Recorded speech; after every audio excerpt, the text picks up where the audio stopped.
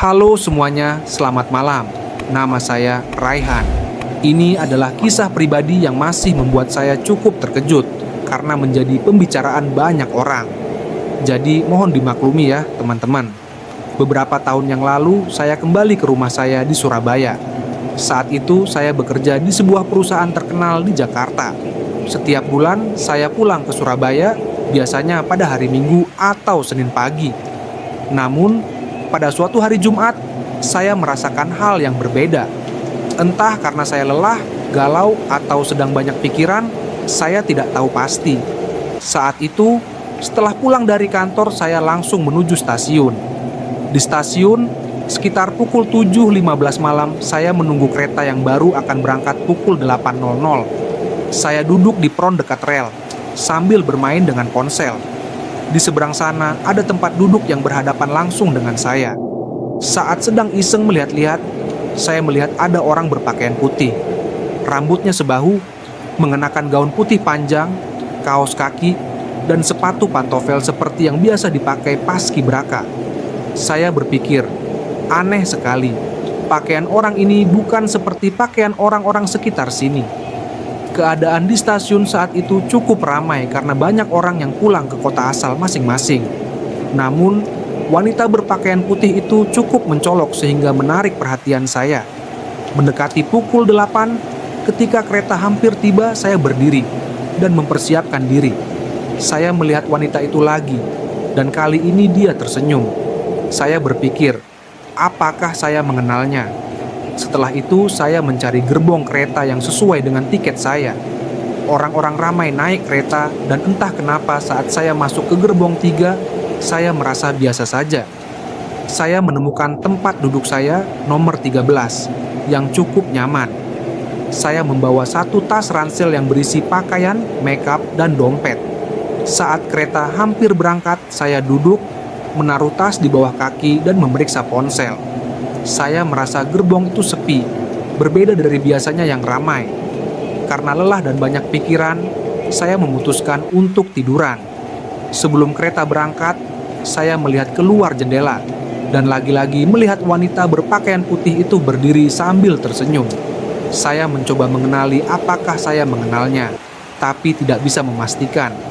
Gerbong itu sepi, dan saya satu-satunya penumpang di sana. Meskipun sebelumnya banyak orang yang naik kereta, entah kenapa di gerbong ini saya sendirian.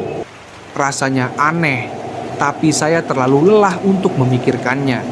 Saya memasang headset, mendengarkan musik, dan berusaha tidur. Sekitar 40 menit kemudian, kereta berhenti di stasiun berikutnya untuk mengambil penumpang. Banyak orang yang menunggu di peron dan masuk ke gerbong. Namun, saya merasa aneh lagi. Orang-orang yang naik tidak membawa tas atau koper, hanya duduk begitu saja. Kursi di sebelah saya, nomor 13C, masih kosong. Jadi biasanya saat saya pesan tiket kereta, saya bisa memilih tempat duduk. Namun, saya cenderung acak saja. Yang penting pesan dan selesai. Pada hari itu, saya mendapatkan nomor kursi 13. Saat sedang tidur-tiduran untuk mengusir kebosanan, saya merasakan panggilan alam. Saya memang tidak bisa menahan buang air lama-lama. Akhirnya saya bangkit dan menuju toilet yang ada di sebelah kiri gerbong. Belum beberapa menit saya di toilet, lampu tiba-tiba mati. Ini jarang terjadi di kereta. Saya panik, segera menyalakan lampu ponsel untuk penerangan tambahan. Saat keluar dari toilet, saya melihat seorang kondektur dengan seragam lengkap berdiri di depan pintu. Wajahnya pucat. "Pak, lampunya mati," kata saya dengan nada agak tegang. Tapi kondektur itu hanya diam, tidak memberikan respon. Saya mengira mungkin nadaku terdengar marah.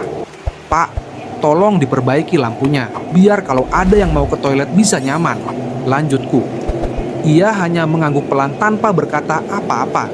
Ini benar-benar aneh. Kembali ke gerbong, suasana menjadi semakin aneh. Orang-orang di gerbong tampak sunyi, hanya diam memandang ke depan.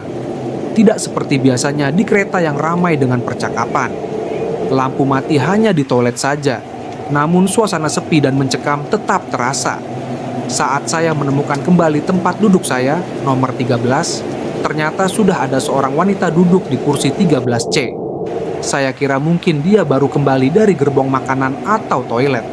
Saya memohon izin untuk masuk ke tempat duduk saya di dekat jendela. Wanita itu hanya memberi ruang tanpa bicara. Saat saya mencoba mencairkan suasana dengan bertanya, "Mbak, turun di mana?" Ia hanya memberi isyarat agar saya diam. Lama-kelamaan, perut saya terasa lapar sekali. Padahal sebelum berangkat, saya sudah makan di kantor. Biasanya ada pramugari yang menawarkan makanan, namun kali ini tidak ada. Akhirnya saya memutuskan untuk pergi ke gerbong makanan.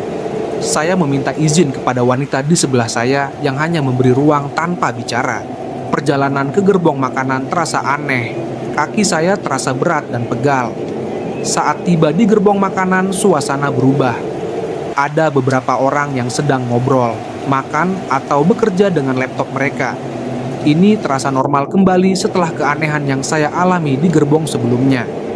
Saya langsung duduk di depan seorang pramugari yang sedang sibuk. Saya berkata padanya, "Mbak, saya mau pesan nasi goreng. Saya lapar sekali." Ia menjawab, "Tunggu sebentar ya, saya sedang melayani yang lain." Saya menunggu beberapa menit hingga makanan saya tiba. Setelah makanan datang, pramugari itu bertanya, "Mbak, dari gerbong berapa?" Saya jawab, "Dari gerbong 3, Mbak." Lalu dia memastikan lagi dengan nada aneh, "Gerbong 3 eksekutif atau ekonomi?" Saya jawab, "Ekonomi." Dia tiba-tiba terdiam dan melayani orang lain. Saya benar-benar lapar, jadi saya makan dengan lahap. Tiba-tiba seorang kondektur datang dan bertanya, "Mbak, boleh lihat tiketnya?" Sambil memeriksa ponselnya. Saya ambil tiket dari tas dan menyerahkannya. Kondektur itu mengatakan, "Mbak, mari saya antar ke gerbong dan tempat duduknya." Saya menolak, "Tidak usah, Pak. Saya bisa kembali sendiri." Namun, kondektur itu bersikeras karena tidak melihat saya sebelumnya di gerbong 3. Saya bingung karena saya memang duduk di situ sejak awal perjalanan. Saya mulai merasa aneh karena kondektur itu berkata sudah 3 kali lewat gerbong saya dan melihat kursi saya kosong. Akhirnya, kondektur itu duduk di samping saya dan meminta saya menceritakan semuanya dari awal. Saya ceritakan mulai dari saya naik kereta, bertemu kondektur lain di toilet, hingga gerbong yang sepi. Kondektur itu mengatakan bahwa dalam satu perjalanan kereta hanya ada satu kondektur. Jadi saya bertanya-tanya siapa yang saya temui di toilet itu. Kondektur itu kemudian memberikan saya sebotol air dan memintanya untuk minum.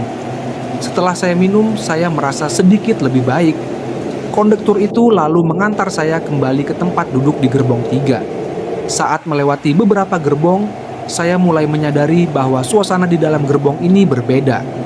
Banyak orang sedang tidur, bermain ponsel, atau ngobrol.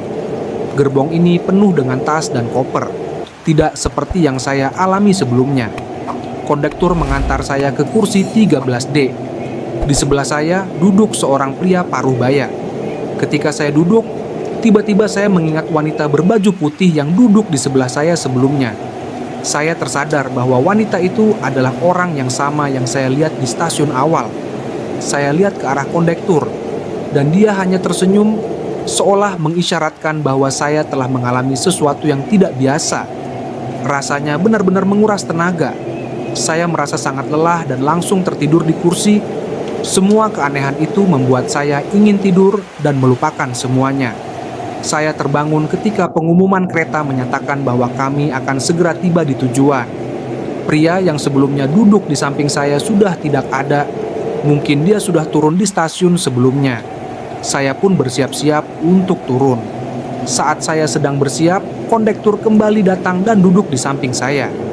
Ia memberi saya sebotol air lagi dan memintaku untuk meminumnya hingga habis. Lalu ia memberikan selembar kertas yang dilipat.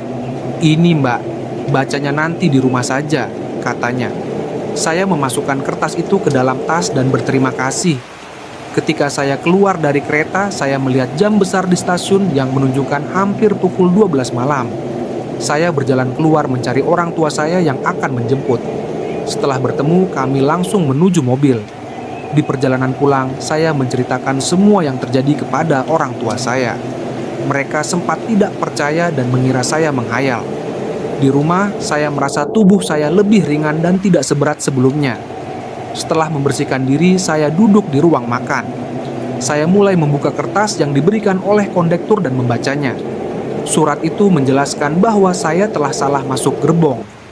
Gerbong yang saya masuki adalah gerbong khusus, bukan gerbong biasa. Kondektur menjelaskan bahwa tempat duduk dan gerbong saya mungkin sama dengan tempat duduk wanita yang saya lihat di stasiun dan yang duduk di sebelah saya sebelumnya. Ia juga mengatakan bahwa saya beruntung tidak terjebak di gerbong tersebut.